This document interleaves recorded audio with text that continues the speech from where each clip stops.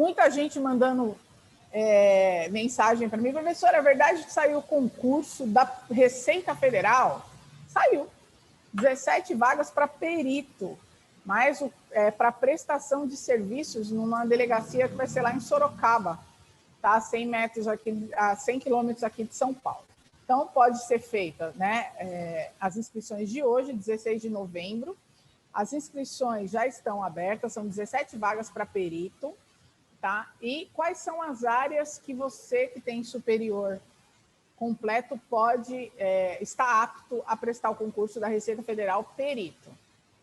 4 vagas de engenheiro mecânico, 2 vagas de engenheiro metalúrgico, 2 vagas de engenharia química, 2 vagas de bioquímica ou química, 3 vagas de engenharia têxtil e 4 vagas, engenharia eletrônica, engenharia da computação, engenharia elétrica na modalidade eletrônica ou engenharia de telecomunicações. Para você participar dessa seleção, não tem taxa, é prestador de serviço, né, gente? As inscrições podem ser feitas de hoje até 25 de novembro. O formulário está disponível no site, né? É só jogar lá, concurso de perito da da Receita Federal, e você vai poder se cadastrar. Como que vai ser feita a seleção do candidato? É um pouco diferente. É mais ou menos como se fosse um processo seletivo de análise curricular, como a gente falou semana passada no concurso da Marinha, eu acho que foi. Tá? Então, não é um concurso tradicional. Eles vão verificar o seu currículo, formação, a experiência, né, para poder saber se você vai poder vai poder fazer parte desses postos aí nessa delegacia em Sorocaba para esse concurso da Receita Federal. Aqui eles chamam de concurso, tá? Mas são 17 vagas para perito. O resultado final sai dia 12 de fevereiro, tá? Deixa eu falar para você qual é o salário. Tem gente que está precisando de uma posição rápida. Então, vale lembrar, não tem vínculo empregatício com a Receita, é prestador de serviço por 2 anos, tem possibilidade de prorrogar por mais 2 anos, então quem quer um serviço imediato é uma boa oportunidade. Olha só, segundo o órgão, as atividades de perícia serão remuneradas com base nessa tabela, que está dentro de uma instrução normativa 1800 de 2018, e é mais ou menos assim. Parecer técnico ou laudo pericial relativo à identificação ou caracterização de mercadoria encaminhado para análise laboratorial, R$ 3.088,85. Parecer técnico ou laudo pericial relativo à identificação ou caracterização de mercadoria realizada da Receita Federal do Brasil, R$ 3.380. Um laudo pericial relativo à quantificação de mercadoria a granel, até R$ 3.380. Parecer técnico ou laudo pericial relativo à quantificação de mercadoria a granel localizada em plataforma de petróleo ou monoboia, R$ 3.380. Qualquer laudo suplementar emitido R$ 48,00 e ressarcimento de despesa de transporte para deslocamento ida e volta, R$ 1,18 por quilômetro. Então, entra lá na instrução normativa 1800 de 2018, verifica se te interessa e, quem sabe, aí por 2 anos, podendo ser prorrogado por mais 2 anos, você pode ser um perito da Receita Federal, prestador de serviço.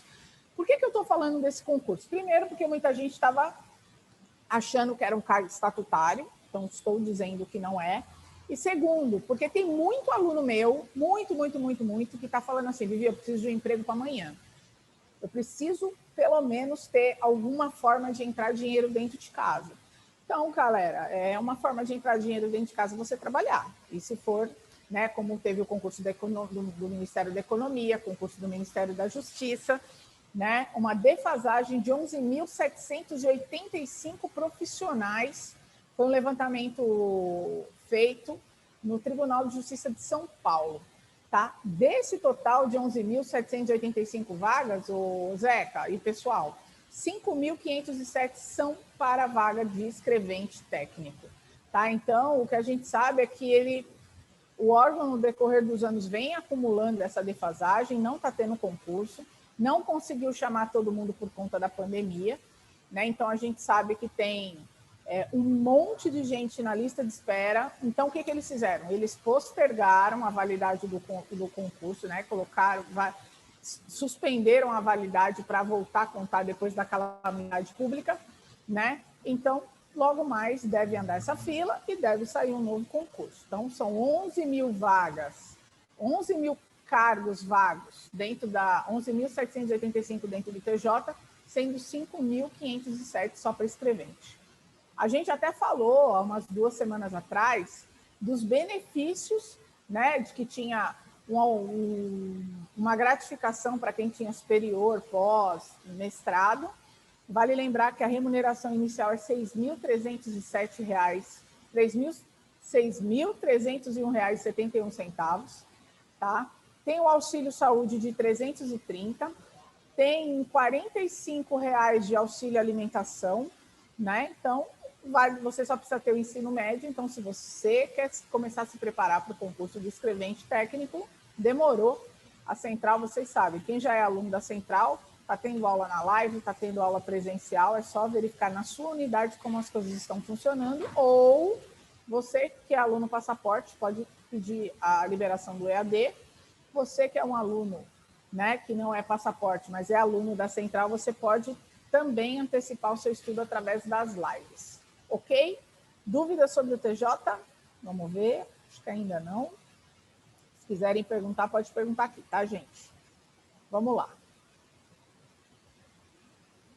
Saiu hoje a informação que o concurso da Secretaria da Fazenda do Ceará teve, né, a comissão organizadora do concurso formada. A gente está aguardando aí 100 vagas para o primeiro semestre de 2021 para o cargo de auditor da Secretaria da Fazenda do Ceará. Então, a galera que é da área fiscal aí tem interesse em ser servidor na Secretaria da Fazenda do Ceará, demorou começar a arrepiar, tá? A gente ainda não tem as informações da banca, mas tem que a Secretaria da Fazenda do Estado já tem um grupo de pessoas que estão coordenando aí o próximo processo. E entre as determinações é quem vai ser a próxima banca. O importante é estar preparado para qual vier. Sempre falo, quem começa a estudar antes se beneficia com isso. Olha aqui. Ainda continua, né, a informação sobre o novo concurso na Prefeitura de São Paulo, 570 vagas para cargos de nível médio e nível superior, né? É uma determinação, uma lei que foi sancionada, a Lei 17.433 de 2020, que reorganiza a administração pública indireta e abre espaço para a realização desse processo. Tá? Então, se você tiver curiosidade de saber como será o próximo concurso, que informação tem sobre esse novo concurso da Prefeitura que vai sair, se Deus quiser, independente do resultado das eleições, que a gente vai ter segundo turno, tá? Começa a arrepiar. Galera, esse vai ser um concurso muito top, porque o plano de carreira é muito bom, tá? Então, cargo de nível médio e nível superior aí, 570 vagas. Bom, enquanto todo mundo acha que não está acontecendo nada, tem concurso, inclusive, convocando, né? O concurso do MAPA, que é o Auditor Fiscal Federal Agropecuário, né? O Ministério de Abastecimento e Pecuária, Agricultura, Pecuária e Abastecimento, está chamando o pessoal, né? Que foi aprovado e classificado no último concurso, só que além do número de vagas. Então, quer dizer, eles estão chamando os excedentes.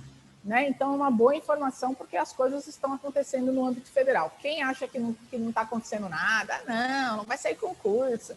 Para que estudar? Gente, eu sei que bate às vezes um desânimo, mas se os caras estão chamando mais coincidente, se tem concurso sendo, né, formado comissão, se tem levantamento sendo feito, olha isso, os caras não iam estar fazendo isso à toa. Inclusive, eu vou falar aqui, mas Caixa Econômica Federal está tendo PDV. PDV significa um plano de demissão voluntária. Para você ter ideia, está tendo PDV, mas já está tendo levantamento para um novo concurso para 2.000 vagas na Caixa Econômica Federal. A gente vai falar desse concurso hoje. A gente vai falar sobre o levantamento de vagas, né, defasagem dentro do Banco do Brasil, e vai por mim. Pelo menos a pouca experiência que eu tenho de concurso, porque eu trabalho desde 94 com concurso, quando os caras começam a fazer levantamento de necessidade, é porque tem história, tá? Então, não vamos deixar para cima da hora. Como eu comecei a falar no concurso do Tribunal de Contas do Distrito Federal, saiu esse edital e está tudo suspenso desde março, igual a maioria dos concursos, por conta da pandemia, tá? Esse concurso seria muito interessante se ele tivesse reabertura das inscrições, porque os salários são muito bons, né? Para você ter ideia, o auditor de controle externo e o analista de administração, o inicial dele é 16.673. E quem está em final de carreira hoje na classe especial está ganhando R$ 29.666. Essa prova está sendo organizada pelo SESP e o SEBRASP, né? Tem cargo de auditor de controle externo. As provas serão 150 itens, 65 de conhecimentos básicos e 85 de conhecimentos específicos. A prova é aquele estilo SESP, né? Certo e errado, tá? Então, são 4 horas de duração para fazer 150 itens, ó, é show de bola, dá legalzinho para se preparar, tá? Então, o que eu indico em relação a esse concurso? O que ele está falando aqui, ó, olha só, a assessoria de imprensa do Tribunal de Contas falou o seguinte: será divulgado um edital com restabelecimento das etapas ainda não concluídas quando da suspensão do edital. Pode ser que mude? Pode.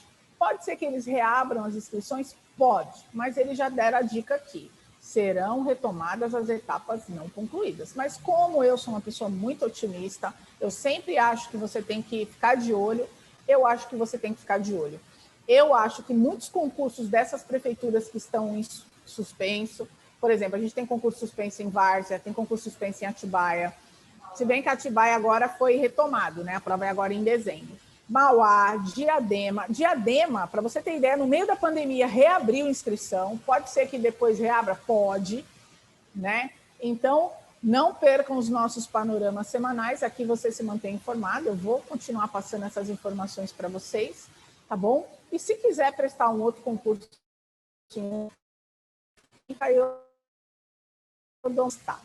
tá bom? Então, Tribunal de Contas do Distrito Federal. É SESP, tem outra etapa, tem prova discursiva, mas não pode ter medo desse tipo de etapa, né, gente?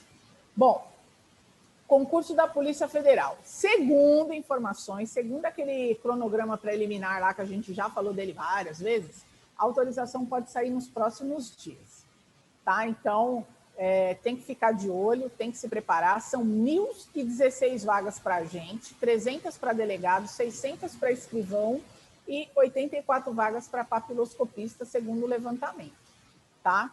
Agora tem que aguardar. Previsão do edital para 8 de dezembro e prova para 11 de abril de 2021. Então, já está mais que na hora de quem quiser ser policial federal iniciar a sua preparação. Quem é aluno da Central já sabe, está tendo live da Polícia Federal. Quem é aluno passaporte também pode antecipar os estudos fazendo uso das videoaulas. E está tendo aula presencial lá na Unidade República à noite. Está tendo aula com a Super Tati, né, a professora Tatiane Félix. Bom, vou falar agora que saiu esses dias, até vi um professor nosso, o Carlos, beijo, Carlos, né? Ele falou do concurso da Polícia Civil do Pará. Além da Polícia Civil, também saiu o concurso para a Polícia Militar. Vivi, por que você está falando do Pará? Eu falei, sabe por que eu estou falando do Pará? Desse concurso? Porque quem quer ser policial, o cara não está nem aí, meu. O cara vai embora de São Paulo e vai ser policial lá na Conchixi, onde tiver vaga.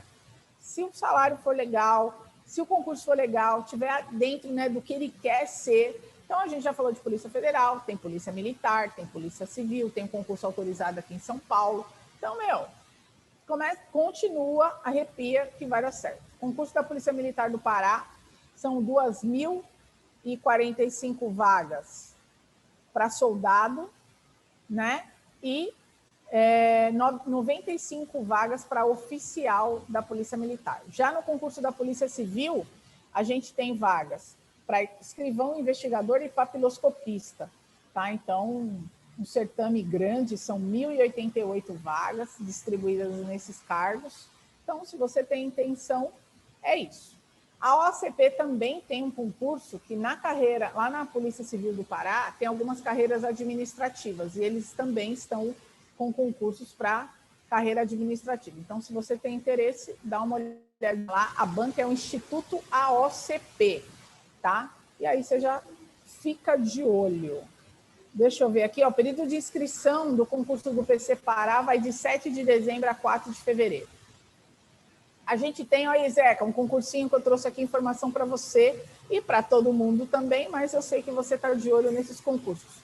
Ministério Público do Rio Grande do Sul já está com comissão formada, o edital vem aí no começo de 2021 e são 381 vagas para técnico e analista do MP do Rio Grande do Sul. Normalmente um concurso assim, principalmente cargo de nível técnico, tem nível médio completo, né? Então o pessoal que, né, não tem, pode sair de São Paulo, é uma boa oportunidade aí para você prestar. A previsão, como eu falei, início de 2021, tá bom? Bom, vamos falar um pouquinho do concurso da Caixa. Segundo informações, né, tem um certame, né, um concurso, uma prova, 2.000 vagas em estudo na Caixa. Apesar de ter sido feito um PDV para 7.294 servidores, um PDV é um plano de demissão voluntária, a Caixa ainda estuda um novo concurso, tá? Então, se você tem interesse, né, deve ficar de olho. Eles estão falando aqui que essas 2.000 vagas são principalmente para as pessoas que têm deficiência. Já é a segunda vez que a Caixa Econômica faz uma programação de inserção dos candidatos com deficiência. Essa última que eles chamaram todo mundo, eles chamaram as pessoas que têm deficiência, que estavam na lista como aprovados, tá? Então, vamos ficar de olho. Tem um outro concurso bem interessante, todo mundo... Hoje eu falei, inclusive, com um aluno do CRT, ele vai prestar analista administrativo. Cara, olha só o que cai no CRT. Português, redação oficial, informática, raciocínio lógico, matemática. Aí tem lá, lei de improbidade, lei de acesso, processo administrativo, direito constitucional. Aí na parte dos conhecimentos específicos tem gestão de pessoas, gestão da qualidade, licitação. Meu, quem já vem estudando para concurso, muito desses conteúdos, a pessoa acaba aproveitando. Esse concurso que eu vou falar agora, que é da Fundação Nacional de Desenvolvimento da Educação, é um exemplo. Às vezes você já vem estudando para alguns concursos e esse órgão vai fazer um concurso para técnico e especialista, tá? Então, os salários vão até R$ 4.365,81 para trabalhar 40 horas semanais. Então, se você tem interesse em trabalhar, como eu falei, tem gente que fala assim, eu quero ser auditor fiscal da Receita Federal, beleza. Mas tem gente que fala, Vivi, eu preciso trabalhar, cara, eu quero passar num concurso, né?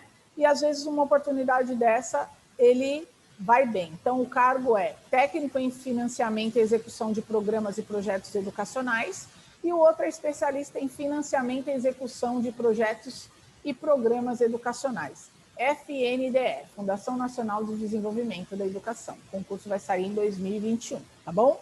Como eu falei, remuneração inicial, né, a partir de, né, para os cargos de nível superior, R$ 4.365,81 e para nível médio, R$ 2.358,19.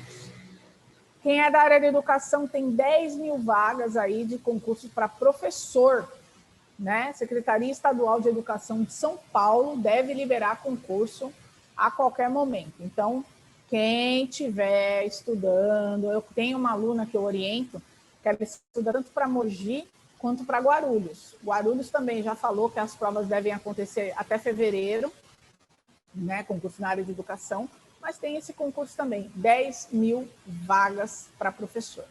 E agora eu vou falar do concurso do Banco do Brasil. O Banco do Brasil define novo quadro de servidores da instituição, tá? Eles estão reestruturando, né?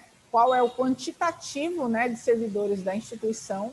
E, como eu disse, quando começa desse jeito, alguma coisa vem. Então, eu acredito que saia, sim, concurso, né, para o Banco do Brasil.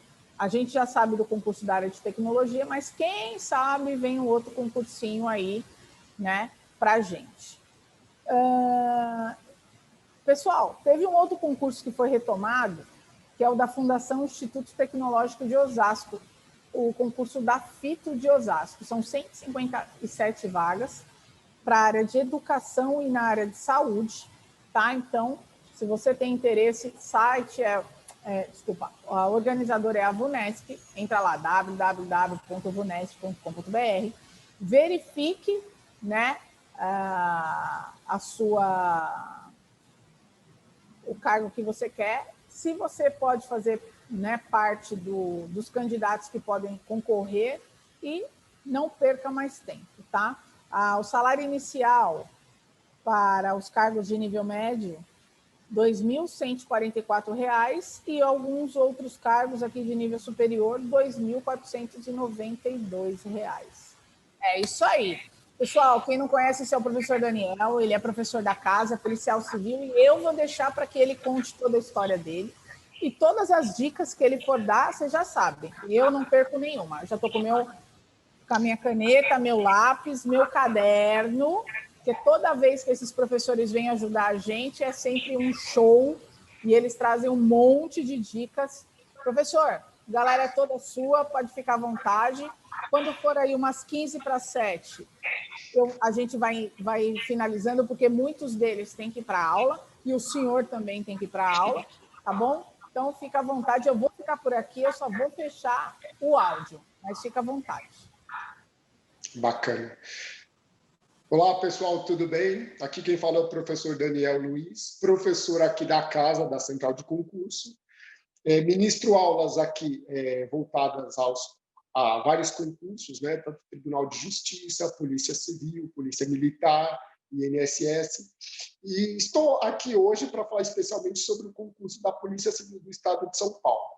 Antes de começar a falar, eu queria agradecer, né, a participação, esse convite maravilhoso feito pela professora Viviane, né, professora nossa queridinha, a gente... Professor, eu que agradeço, nós que agradecemos. A gente tem um carinho muito grande, imagina, menina, a honra é toda minha. Foi uma honra imensa esse convite. Agradeço a casa também, Central de Concurso, por oportunizar um encontro desse, que vai nos enriquecer de alguma forma, né? É um privilégio para mim.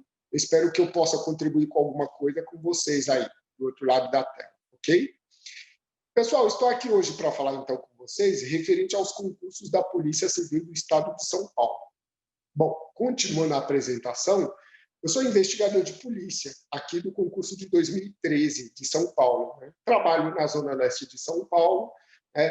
Já estou na casa aí há 3 anos, na casa Polícia Civil. Antes disso, fui guarda civil metropolitana por 14 anos. Ministro aula há pelo menos 7 anos, né? Muito desse tempo ministrei em faculdade, mas tenho uma satisfação imensa em trabalhar com vocês, né, futuros candidatos aos concursos da Polícia Civil do Estado de São Paulo e outras carreiras, é claro. E hoje eu estou aqui para falar um pouquinho desse concurso da Polícia Civil, né? O formato que nós trabalhamos aqui na Central de Concurso, ok? Eu costumo ministrar aulas aqui nas matérias de direito penal, direito constitucional, direitos humanos e legislação penal especial. E mais do que isso, né, na verdade, mais do que ministrar aula, é ajudar você, candidato, candidata, a alcançar a tão sonhada aprovação no concurso público.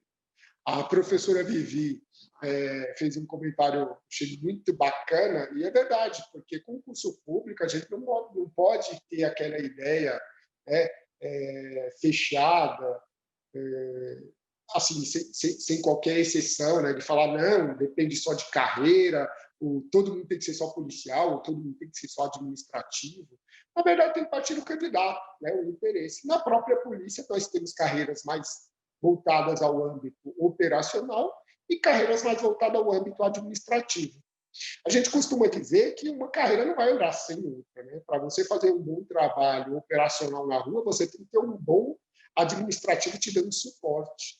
Por exemplo, a carreira de escrivão de polícia, né? Nós precisamos de ótimos escrivães de polícia para fazer um belo trabalho na parte administrativa, vai auxiliar a autoridade policial e vai validar essa prisão efetuada pelos agentes operacionais, né? O investigador, o agente policial e as demais carreiras, ok? Bom, o que eu tenho para falar aqui em relação ao nosso concurso, né? Estamos na torcida para que abra esse edital, agora já no ano 2021. Passamos por um período um tanto delicado. Adorei a explanação da professora Vivi, tanto pelo otimismo, né, como até pela visão, a própria experiência de estar na frente há tempos, né, tanto a professora Vivi, né, a coordenação da central de concurso, a pessoa da Silene e os demais, eles têm essa visão de fazer essa preparação antecipada, porque realmente é isso, a professora Vivi também citou, é isso que nós precisamos, isso a gente estimula aqui na central de concurso, para que você, candidato, aliás, você não pode ser mais um candidato, você vai ser um candidato preparado pela central de concursos, você vai ter uma preparação antecipada e informações privilegiadas para saber, para poder chegar lá e fazer uma prova diferente, uma prova que vai te destacar e uma prova que vai te levar à tão sonhada aprovação. Esse é um momento muito importante, nós tivemos um ano conturbado, mas é um momento muito importante em que quem continuou, quem está firme nessa batalha, com certeza vai alcançar a aprovação lá na frente. O nosso trabalho, e como eu disse, mais do que como professor, como lecionar a matéria, na verdade, facilitar o caminho para você, dar uma base. Eu até costumo dizer que em sala de aula, e eu digo isso com muita segurança, eu ministrei aula em faculdade. E aqui, pelo menos nas matérias que eu ministro em Direito, eu costumo dizer, você não está aqui para sair daqui um especialista em Direito. Nem precisa, não é esse o foco da central de concurso. O foco da central de concurso é que você saia daqui diretamente para aprovação no seu concurso público. Essa é a diferença. Você não precisa sair um especialista. Você precisa sair daqui sabendo o que vai cair na sua prova e o que vai te aprovar, né? vai te entregar o tão sonhado cargo, ok? Essa é a nossa função, essa é a nossa missão aqui na central de concurso. Nas matérias, eu queria falar um pouquinho com vocês sobre as matérias que eu ministro, né? O que eu indico, o que eu vou apontar aqui, é fundamental que você estude. Se o professor me permitir, eu vou fazer uns apontamentos aqui nesse meu período. E eu queria começar, inclusive, pelo direito penal, né? Carreira policial. Eu até brinco, o policial que se preze, ele ama direito penal. Eu até falo que é um tanto injusto você ministrar o direito penal, porque você já entra ganhando. O pessoal gosta, os alunos gostam, né? O direito penal ele está no nosso dia a dia. Né? Você liga o jornal da tarde e está lá, direito penal. Claro, infelizmente envolve algumas tragédias que não nos satisfaz como ser humano, mas que, infelizmente, nos desperta até para a necessidade da carreira policial.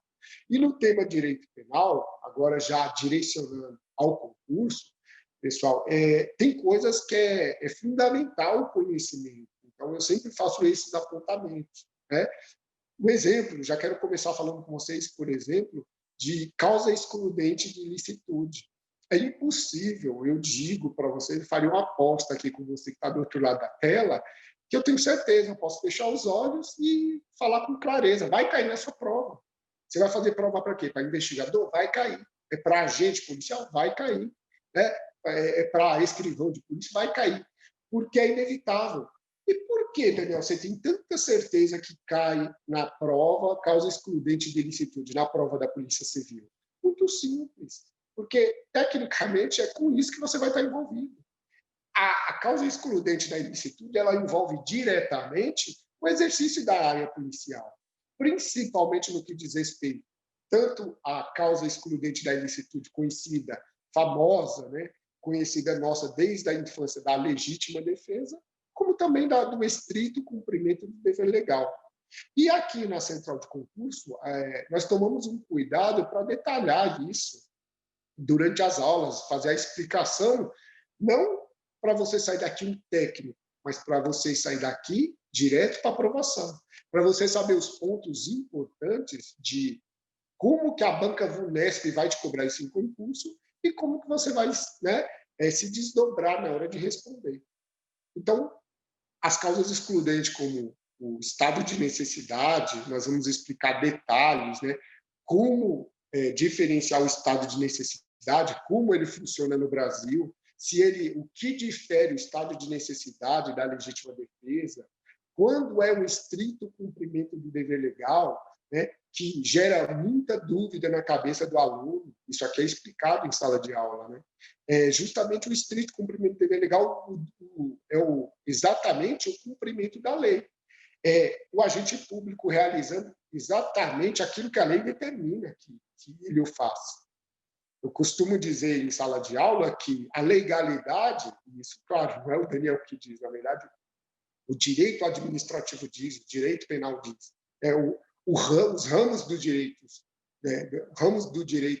eles nos indicam que a legalidade ela funciona diferente. Se você que está me vendo do outro lado da tela, eu digo a legalidade funciona diferente para o particular e para o agente público. Se você está me vendo do outro lado da tela e você não tem um cargo público hoje, você, por exemplo, não está vinculado ao estrito cumprimento do dever legal. Você é obrigado a fazer tudo aquilo que não contraria a lei. Aliás, você só é obrigado a fazer aquilo que a lei não proíba. Então, se a lei não te proíbe, por exemplo, de escrever com a caneta vermelha, você pode escrever com a caneta vermelha. Mas quando você passa no concurso e age como agente público, você só faz o que a lei manda que você o faça. E aqui a gente tem o mesmo princípio da legalidade dividido em duas partes. E o que isso tem a ver com o estrito cumprimento do dever legal? Significa fazer exatamente o que a lei determina que você o faça. Quando nós estamos estudando prisão, né, falando mesmo um pouco inconstitucional ou processo penal, a gente fala com o próprio artigo 301 do Código de Processo Penal, ele estabelece que a prisão em flagrante, ela é feita por qualquer do povo, ela pode ser feita por qualquer do povo, ou seja, qualquer pessoa que não tenha vínculo com o Estado, ela não tem obrigação de realizar a prisão. Mas se ela vê uma situação de crime, tiver condições e quiser atuar, o Estado permite. Já quando você passa no concurso e age como policial, a lei vai, ou o mesmo artigo diz, autoridades policiais e seus agentes devem realizar a prisão em flagrante. Então, já não é uma mera faculdade. Você tem o dever de realizar.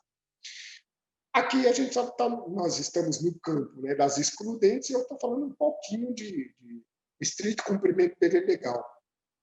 Nas aulas a gente trata muito da legítima defesa, a nossa famosa legítima defesa, que vai exigir muitos requisitos, né, por parte do agente público que vai desenvolver, por parte da pessoa, não precisa necessariamente ser um agente público, né, que vai exercer o seu direito de defesa, que está previsto lá no artigo 25 do Código Penal, né?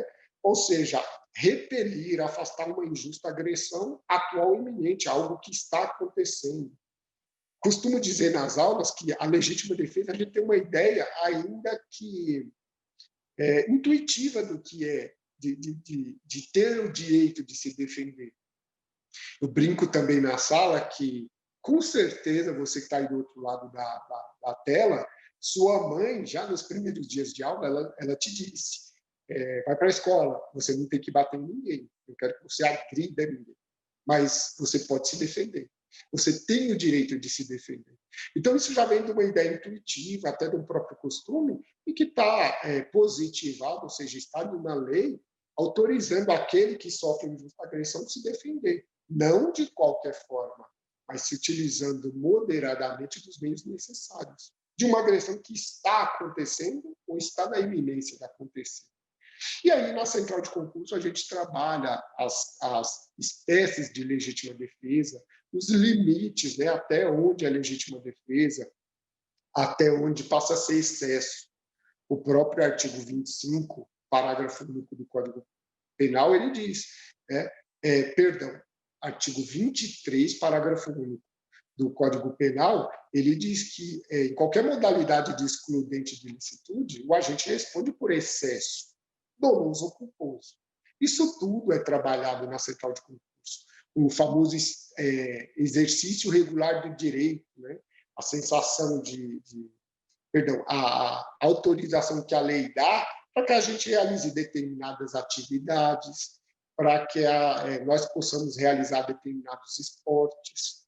Exemplo, você aí do outro lado da tela já se perguntou por que um lutador de boxe ele não responde por crime quando ele lesiona intencionalmente o rosto de alguém?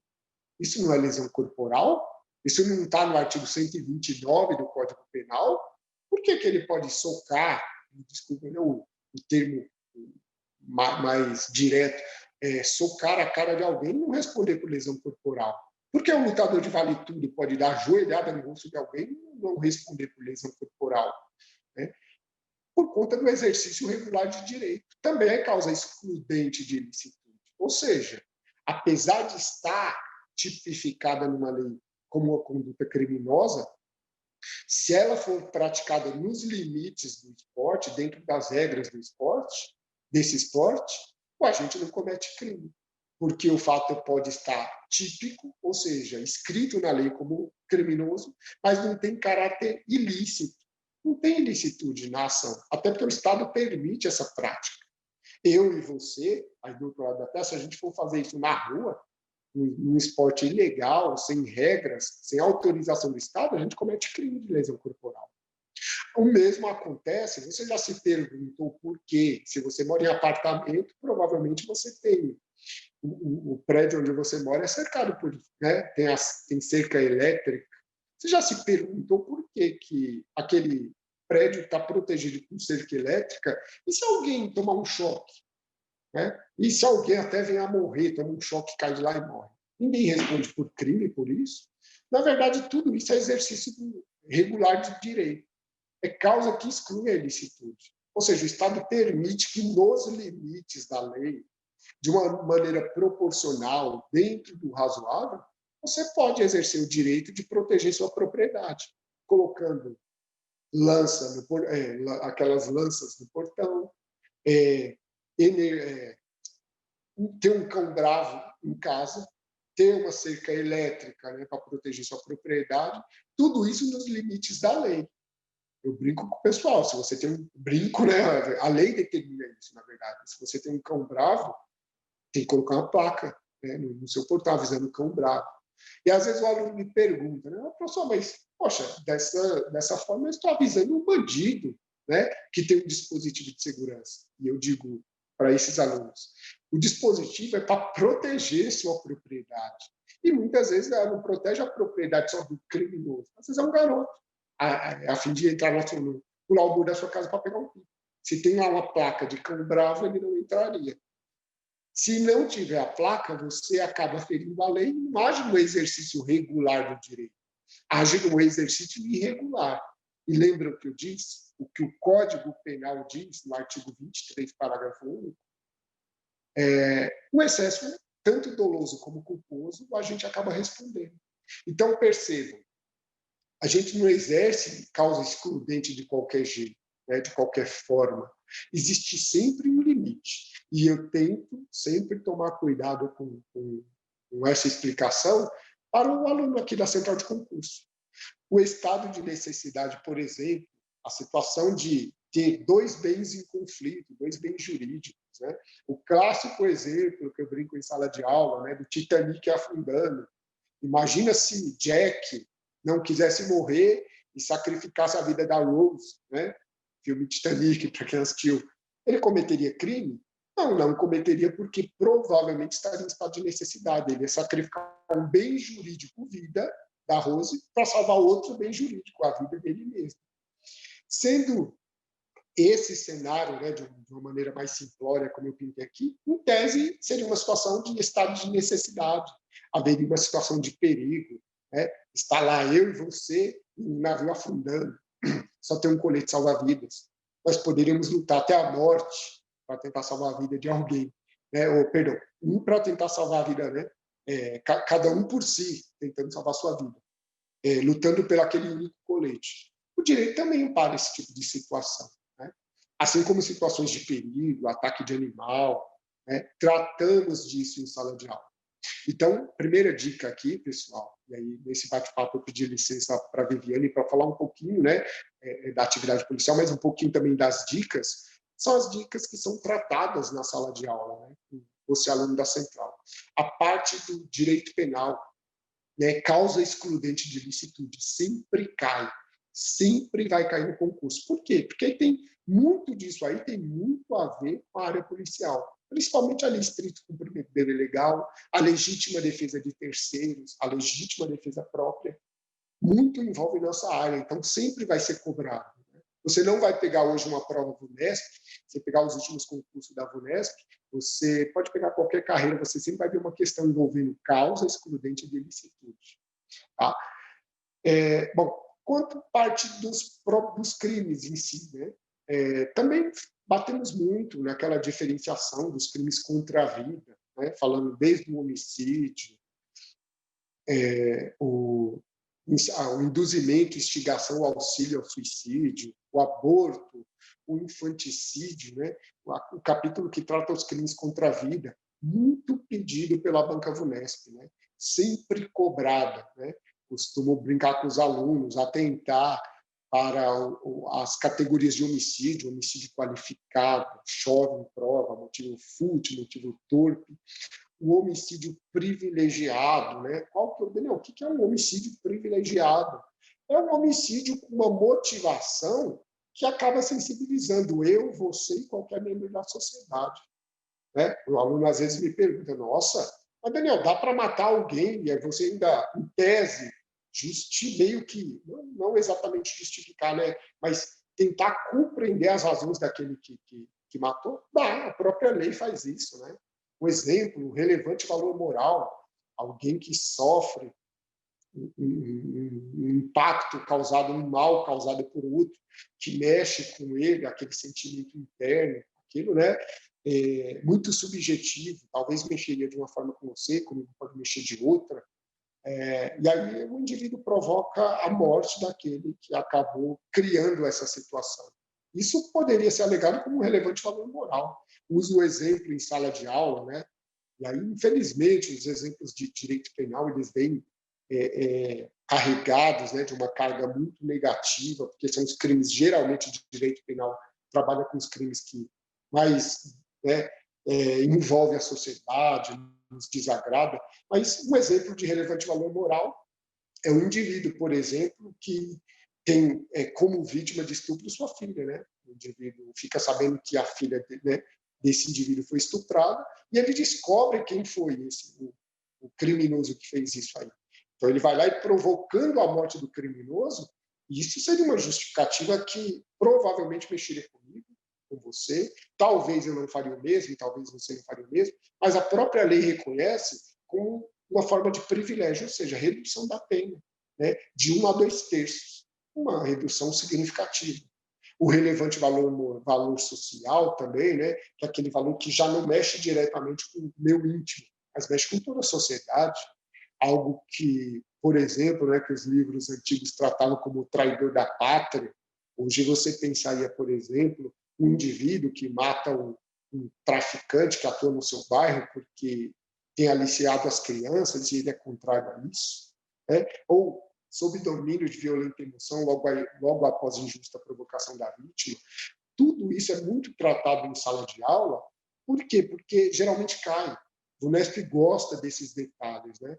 Eu costumo dizer, se ela cobrar o homicídio de você, ela não vai te cobrar o homicídio que está lá no caput, matar alguém, pena de 6 a 20. Ela vai entrar nas minúcias, nos detalhes. É o que a gente trata aqui dentro na central de concurso, né, na sala de aula. Né? O que é um homicídio qualificado, como que a VUNESP vai explorar esse tema, o que é o homicídio privilegiado, as causas de aumento de pena, né? Os outros crimes contra a vida. Eu pergunto para você, por exemplo, suicídio é crime? Né? Não sei o que você vai me responder aí do outro lado. Tenho certeza que, de repente, você, no ímpeto, vai falar: claro que é, eu vi na lei, suicídio é crime. E suicídio, na verdade, não é crime. Né? Muito se pune a autolesão no Brasil. crime é induzir, instigar ou auxiliar alguém ao suicídio. A gente trata isso em sala de aula, né? Ou seja, colocar a ideia na cabeça da pessoa para que ela cometa o suicídio, ou ela traz a ideia e eu reforço, eu instigo, né? Estimulo ela a praticar, ou pior ainda, eu forneço os meios. A pessoa fala que quer se matar e eu dou uma arma de fogo na mão dela, eu dou uma corda para ela se enforcar, né? E aí, com vários detalhes, a gente também explica isso, né? O infanticídio, crime contra a vida também, né? Eu adoro uma pegadinha de concurso clássica, né? Eu faço a pergunta em sala de aula e assim, com todo respeito, acaba derrubando, acho que 80% dos alunos da sala, né? Ou infanticídio, né? Olha, o que é o infanticídio, né? Seria uma forma de homicídio cometido pela gestante contra o próprio filho, logo após o parto, e ela estando sobre estado puerperal. E às vezes eu pergunto em sala de aula, né, muito, trago um exemplo, e falo, olha, a mãe que mata o próprio filho logo após o parto, que crime ela pratica?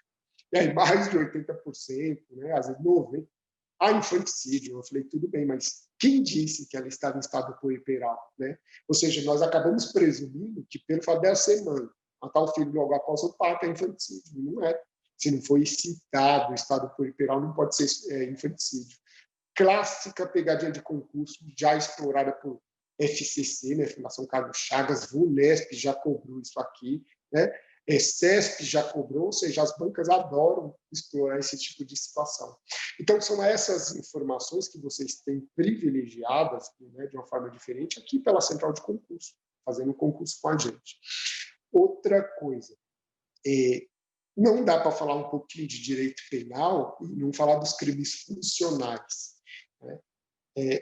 Eu acho bacana, às vezes vocês, alunos, vocês contribuem mais do que vocês imaginam numa sala de aula, né? Nós, professores, a gente costuma falar aqui que a gente aprende muito mais com vocês do que vocês podem imaginar, porque às vezes é da pergunta que você faz que a gente vai conseguir direcionar como que a gente vai tratar aquela turma, né? Como que a gente vai fazer a preparação daquela turma para a prova. E é bacana, uma vez o aluno me perguntou, né? Falei, professor, eu não entendo, por que cobram tanto crimes funcionais, né? E claro, de repente, alguém que já estuda há algum tempo pode até achar óbvio, falar, o cara perguntou isso. Não, pessoal, faz todo sentido esse tipo de pergunta. Eu achei o máximo. Porque esse tipo de pergunta que dá a oportunidade da gente responder da seguinte forma, imagina, você está saindo da esfera particular para prestar um concurso para ser servidor público. Ou seja, vai ser servidor público, passar no concurso público, assumir esse cargo, né? Vai ser estatutário daqui para frente, tudo mais. Ou seja, não é de interesse da administração que ela já te prepare para as consequências do que seria você cometer um crime funcional. O que é um crime funcional, Daniel? É um crime praticado por funcionário público contra a administração pública. Nossa, existe isso? Sim. A partir do artigo 312 do Código Penal, a gente vai ter lá o capítulo dos crimes funcionais. Inclusive, o artigo 327 é ele que vai começar te explicando quem é esse famoso funcionário público. Porque se eu olho para você hoje daqui, te pergunto, quem é funcionário público? Né? Capaz que você aponte o dedo para a câmera e fale, você, Daniel, é funcionário público. Você não passou no concurso? Sim. Só que, para a lei, para fins penais, é o que diz o artigo 327, é muito mais que isso. Você sabia, por exemplo, que os mesários que trabalharam ontem na eleição, enquanto estavam ali trabalhando na eleição, sabia que eles são funcionários públicos? Ou seja, para fins penais, a responsabilidade deles não é diferente da minha. Mas você passou no concurso. Não importa. Para fins penais, mesmo que a pessoa esteja realizando, né, atuando numa atividade pública de forma transitória, que é o caso do mesário, o mesário ele foi funcionário público ontem, até o término do horário ali que ele trabalhou como mesário. Hoje ele já não atua mais como funcionário público, mas se ele cometeu um crime contra a administração ontem, adivinha? A lei vai tratar ele tal como trataria se eu cometesse um crime contra a administração hoje. porque a própria lei diz, mesmo que de forma transitória e sem remuneração, ou seja, não precisa, para fins penais, tá? Essa pessoa ser considerada funcionário público, não precisa ela ter remuneração e não precisa ela ter um cargo efetivo, não precisa ter aprovação em concurso. Viu como a lei é bem mais severa nesse quesito? E por que ela vai te preparar para isso? Porque, fatalmente, você, funcionário público, você vai estar exposto a situações que envolvem, né, o aliciamento de corrupções e tudo mais. Então, justamente o funcionário público ele sempre vai ter uma reprimenda maior, né? Tem um crime ali de peculato, né? Que é a subtração, perdão, tem 3 modalidades, tanto a apropriação, tanto desvio, ou até mesmo a subtração de um bem. Você, na qualidade de funcionário público. E olha que interessante, né? Eu sempre aponto isso em sala de aula. Se você particular, se um particular entra hoje numa delegacia e pegar um computador dali, ele comete um crime de furto contra a administração pública. Mas se ele for servidor público, né, se ele for funcionário público para fins penais e fizer a mesma conduta, a lei trata de uma forma diferente. Vai chamar esse crime de peculato e vai estipular uma pena bem maior, bem mais rigorosa, né? Essa aqui já começa a diferença. A situação da corrupção passiva, né, a corrupção praticada pelo funcionário público, quando ele aceita, quando ele solicita uma vantagem, né, ou ele recebe vantagem de alguém, e até pior que isso, se ele aceitar uma promessa. Você, por exemplo, aí do outro lado, você sabia que o simples fato, né, hoje eu, investigador de polícia, se eu aceitar uma promessa de alguém para deixar de realizar um ato, eu pratico corrupção passiva. Exemplo, né? Vamos imaginar que eu vou fazer uma prisão de alguém envolvido no tráfico e o indivíduo fala assim, olha, eu não tenho um centavo aqui, investigador Daniel, mas se você me liberar, eu te dou 10 mil reais a semana que vem. Você sabia que se eu só concordar com essa promessa, o crime já está consumado? Sim, porque é um crime formal. Isso a gente estuda muito em sala de aula, e eu explico a diferença, né, de um crime formal para um crime material e quais são as consequências. Ou seja, eu não recebi um centavo e somente concordei com a promessa, que eu nem sei, nem saberia, né, se essa promessa ia se realizar ou não. Isso já é um crime contra a administração pública, ok? E temos muitos outros que a gente vai falar em sala de aula, aí, quando tiver oportunidade. Queria falar um pouquinho com vocês, eu estou olhando o tempo aqui para não atrapalhar o tempo da professora Vivi. Queria falar um pouquinho com vocês agora de direitos humanos. O que tem de tão importante em direitos humanos, Daniel, que você já pode dar um norte aí para a gente começar a estudar? Eu sempre bato, pessoal, nunca você, se eu tivesse que falar só uma dica de direitos humanos aqui, falar assim, estuda isso que vai cair, são gerações de direitos humanos. Né? Gerações de direitos humanos. Direitos humanos, aquela matéria em que eu adoro ministrar aula de direitos humanos, porque eu ministro a aula como professor e explicando a importância como policial, como essa matéria é importante para você. Vou te falar uma coisa, e aí eu falo um pouquinho da Polícia Civil, né? Eu fiz o meu curso de formação em 2017 e eu vou dizer para vocês o seguinte, a Polícia Civil, na sua grade de formação, no currículo de formação, né, de forma correta, o currículo de formação hoje do policial civil, vou tirar por base até o meu, investigador de polícia, ele, sem medo de errar, ele envolve mais ou menos 70% da grade voltada a direitos humanos. O resto vai se dividir entre parte operacional e tática, né, desde abordagens, próprio curso de tiro, direção, pilotagem segura, mas, pessoal, vocês vão ter uma carga horária gigantesca na parte de direitos humanos. E aí eu te falo isso, eu te pergunto, dá para desprezar uma matéria dessa? Ela não é importante? Nossa, Daniel, por que num curso de policial, né, num curso para policial, um policial civil, um policial que vai trabalhar na polícia judiciária, né, que vai orquestrar ali a investigação policial, por que é tão importante direitos humanos? Porque vai proteger os direitos fundamentais, os direitos das pessoas, vai limitar a nossa atuação. E O Brasil assinou diversos tratados de direitos humanos, ou seja, dentre esses tratados, o Brasil se prontificou, por exemplo, a ter uma carga horária de conhecimento técnico e jurídico voltada aos direitos humanos muito grande para os seus policiais. Então, hoje, não só a Banca Vunesp ela vai te cobrar o tema, né?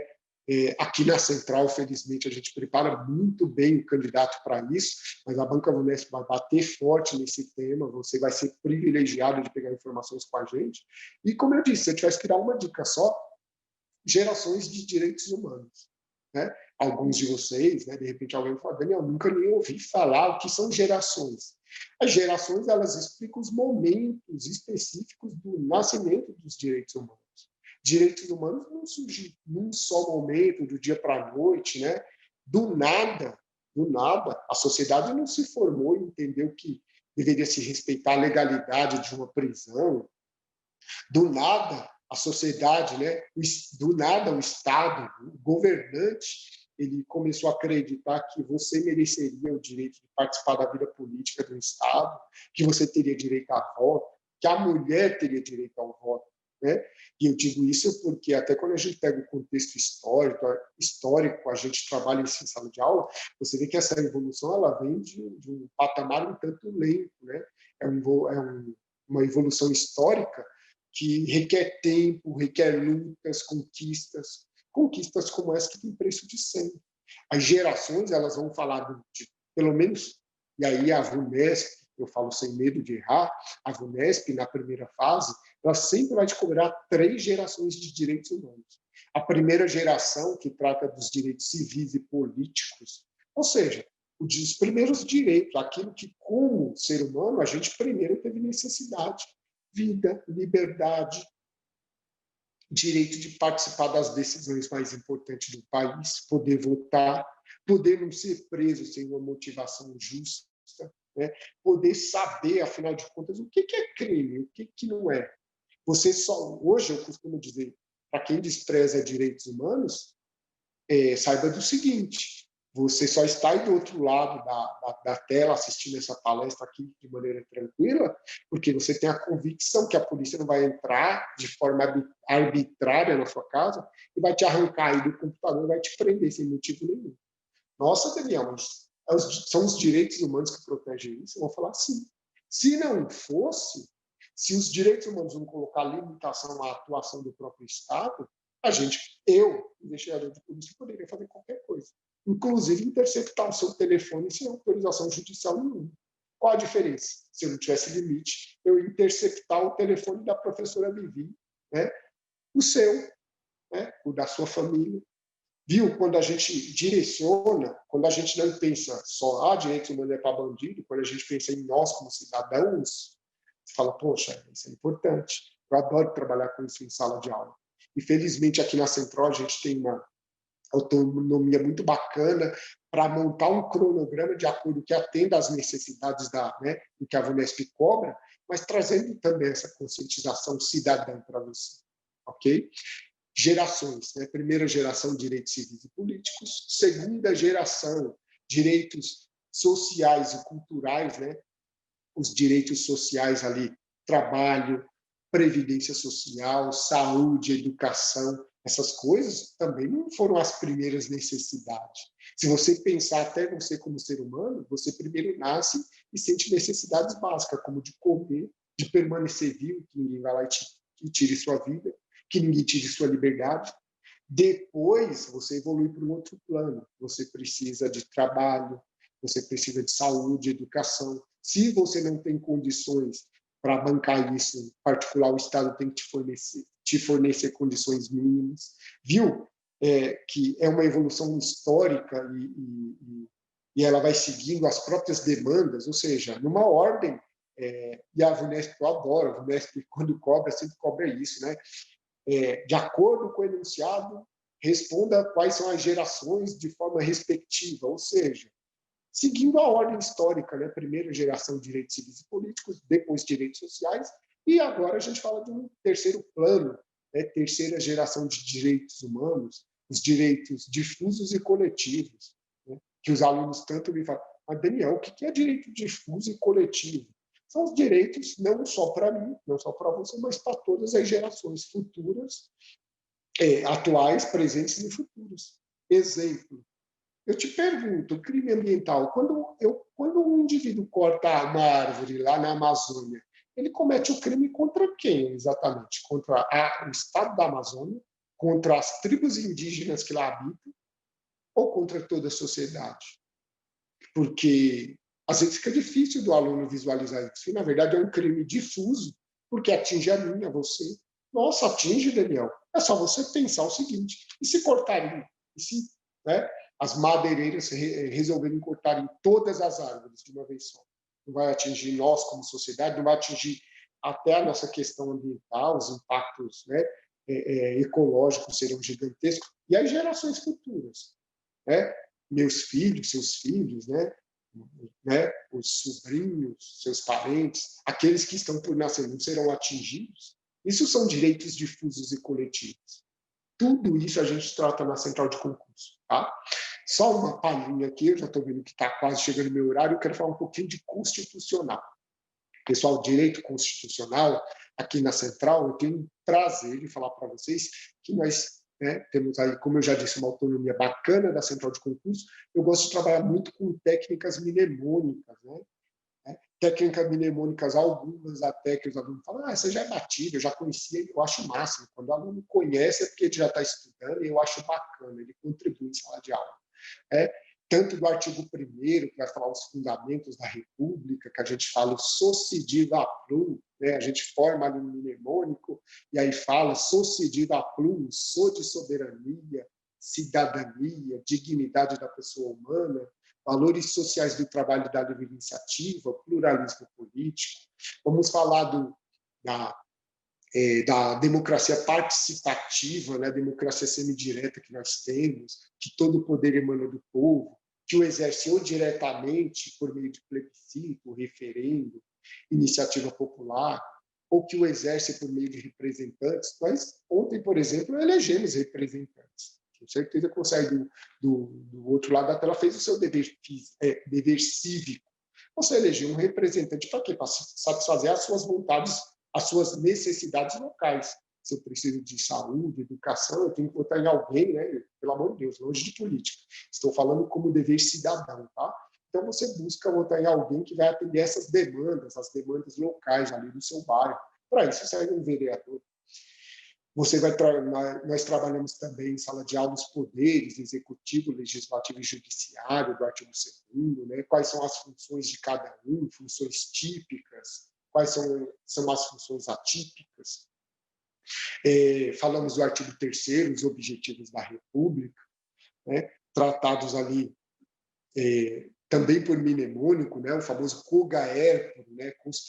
Construir uma sociedade livre, justa e solidária, né, garantir o desenvolvimento nacional, o né, de erradicar a pobreza e a marginalização, e qualquer forma de erradicar a pobreza e marginalização, e o PRO de promover o bem de todos sem qualquer forma de discriminação, né, de raça, idade, sexo, cor, origem. Falamos dos princípios das relações internacionais, né? Também monta um mnemônico para explicar princípio por princípio. Falamos do nosso famoso artigo 5º com 78 incisos. E aí eu quero já ir finalizando com você, só te trazendo a reflexão do seguinte: o artigo 5º, ele sempre vai ser cobrado no concurso da Polícia Civil do Estado de São Paulo. Como que você tem tanta certeza, Daniel? Porque ali estão listados os direitos individuais e coletivos, que são espécies do gênero direitos fundamentais. Ou seja, são os direitos fundamentais mais, não posso dizer, mais importantes da lei do cidadão em relação à proteção dele, contra o Estado. Ou seja, eu, enquanto investigador de polícia, se eu não posso entrar a bel prazer na sua casa para fazer busca e apreensão de qualquer coisa a hora que eu quiser, eu só não posso fazer isso porque o artigo 5º, inciso 11, ele fala da inviolabilidade de domicílio, que, em regra, eu não entro na sua casa a hora que eu quiser, do jeito que eu quiser. Eu posso entrar lá das seguintes formas: com consentimento do morador, quando houver uma situação de flagrante delito, quando for para prestar socorro ou em caso de desastre, e o que sempre cai em prova, né? E que a gente dá um toque aqui para o aluno: cumprimento de ordem judicial durante o dia. VUNESP, sempre que cobra esse tema, coloca lá, durante o dia ou durante a noite. Não, ordem judicial se cumpre durante o dia. Né? E aí eu converso, explico como que é entendido o conceito de dia pelo STF, falo um pouquinho da nova lei de abuso de autoridade, que estipula um novo prazo, né? Um horário ali, fala que quem cumpre, que comete abuso de autoridade, quem entra no imóvel, né, a cumprimento de mandato, de mandado de mandar, tá? Mandado de mandar, para cumprimento de mandado judicial depois das 21 e antes das 5 da manhã. A gente trata desses temas em sala de aula, né? Quero finalizar dizendo o seguinte: deu uma palhinha aqui, né? Com todo o respeito, eu sei que isso aqui eu agradeço mais uma vez a oportunidade da Vivi me trazer para poder falar um pouquinho.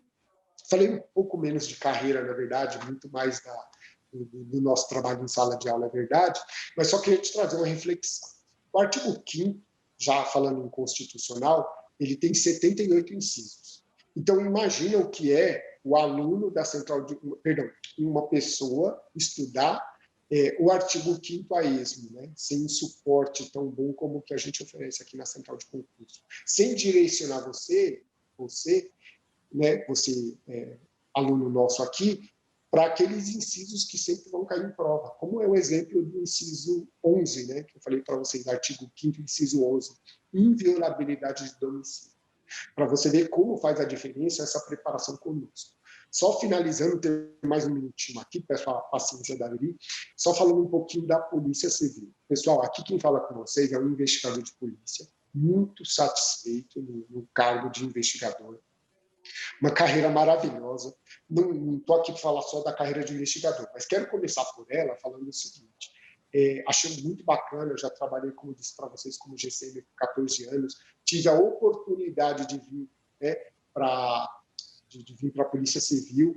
É inacreditável a autonomia que você tem para trabalhar, uma autonomia dentro da legalidade, a autonomia não se confunde com a arbitrariedade. Okay?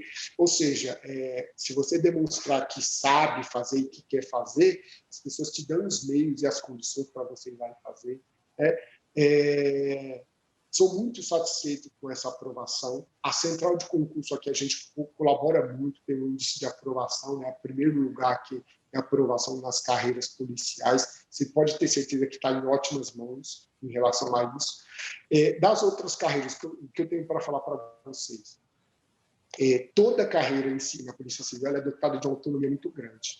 Né? O policial civil, quando você passa no concurso para cá, a gente começa a entender por que, na verdade, muita gente quer vir para a Polícia Civil. Eu não estou puxando sardinha. De verdade, é muito gostoso de trabalhar nessa parte da investigação policial. Né? Aquela parte que eu costumo dizer: o criminoso comete o crime, já passou a fase de flagrante, ele acha que está livre. Quando ele menos esperar, a gente vai estar na porta pegando ele e prendendo.